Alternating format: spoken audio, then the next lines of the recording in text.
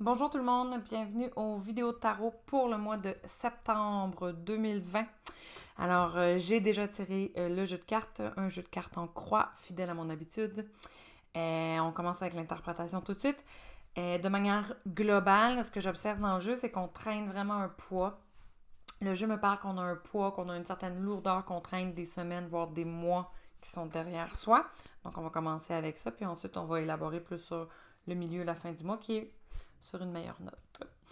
Alors, la case qui parle du passé, on a ici l'impératrice à l'envers avec la reine d'épée, carte suprême de frustration.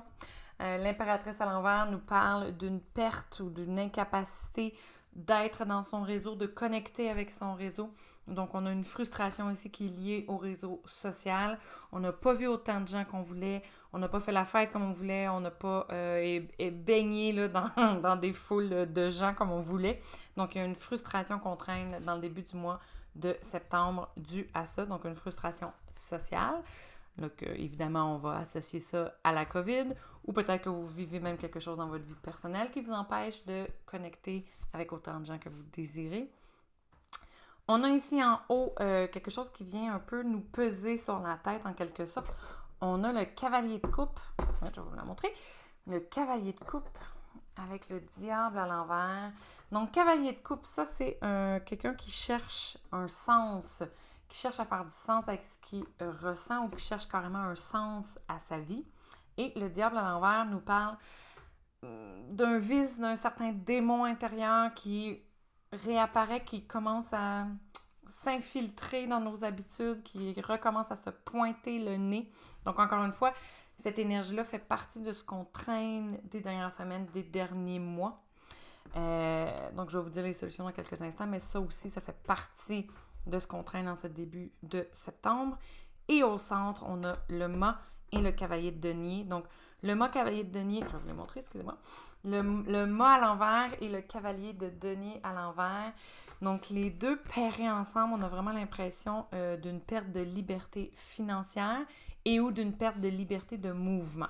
Donc, financière, je la sens dans le cavalier de denier qui cherche les deniers, mais comme il est à l'envers, il n'atteint pas nécessairement son but.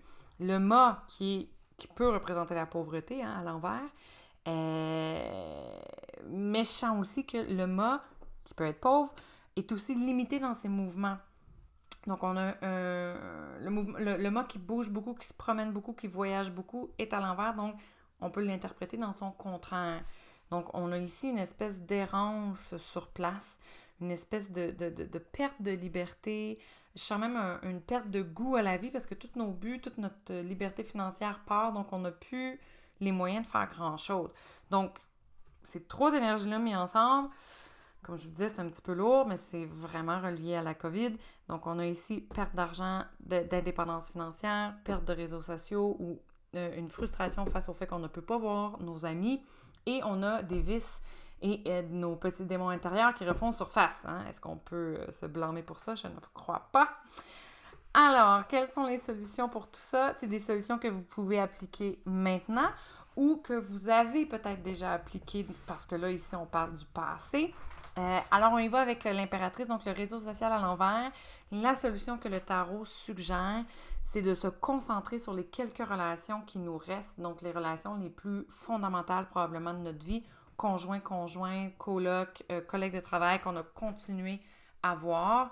Ce que ça dit pour se sentir le contraire de frustré, je sais pas c'est quoi, se sentir dans une plénitude, satisfait dans nos relations, c'est qu'il faut se concentrer sur ces quelques relations-là qui nous sont chères autour de nous et ça vient dissiper là, la frustration relationnelle.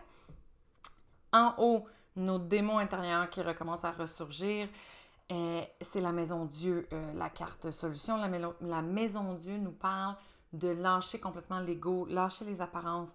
Vous vous sentez comme de la merde, assumez que vous vous sentez comme de la merde, essayez de l'accueillir, essayez même d'en parler. C'est vraiment une carte de vulnérabilité. Donc, il faut être vulnérable face aux maux, aux vices qui nous accaparent, qui ressurgissent en ce moment. Et c'est correct, c'est compréhensible et c'est complètement sain d'en parler et de les montrer.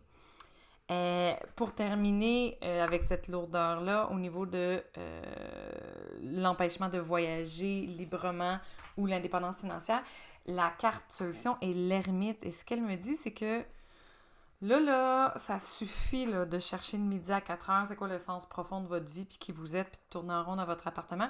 Il y a une certaine errance ici. Il y a vraiment l'idée de, on tourne en rond à essayer de trouver un sens de tout ça, puis de trouver un meaning profond de cet encabanement-là, de ce changement-là, de cette perte de normalité-là.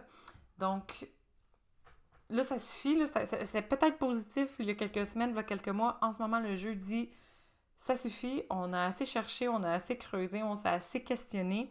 La solution vient dans l'énergie du travail. Et oui, la 13 est associée au travail. Donc, il y a un travail ardu qui nous attend en ce moment, qui nous attend dans les prochaines semaines. Donc, ça peut être un travail ardu parce qu'on a une attitude peut-être un peu plus confortable face à ce travail-là, ou c'est un travail qui est ardu parce que tout simplement la charge est très, très grande. En tous les cas, le fait de travailler remet le train sur les rails. Donc, ça nous remet dans un quotidien qui est sain, ça nous remet dans une envie de vivre carrément, ça nous remet sur les tracks. Donc, le 3 de coupe là, qui est ici accompagné là, du 13, de la carte 13, pardon, vient vraiment dire qu'il y a une recirculation au niveau de nos énergies, une recirculation au niveau de nos émotions qui fait du bien. Donc, en ce mois de septembre, le travail, même s'il est ardu, est salvateur. Ça nous sort de nos questionnements existentiels et ça fait du bien. Alors, voilà. Le travail nous propulse en fait vers la carte qui symbolise le futur. Donc, on a ici le pape pairé avec le roi de bâton.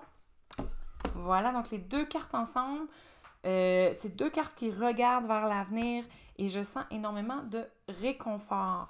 Donc, c'est vraiment ça, comment je peux nommer l'énergie que je ressens.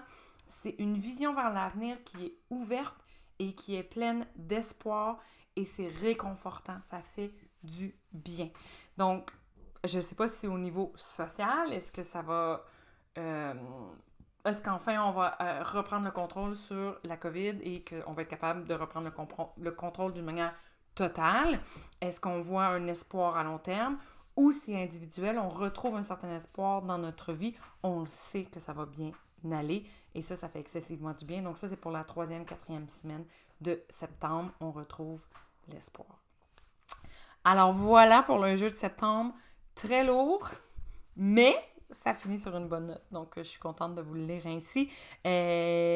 Oser être vulnérable, oser dire que c'est chiant là, être à la maison puis tout ça, puis osez vous forcer là, pour travailler. Là, c'est vraiment gagnant, là, travailler en ce moment en septembre.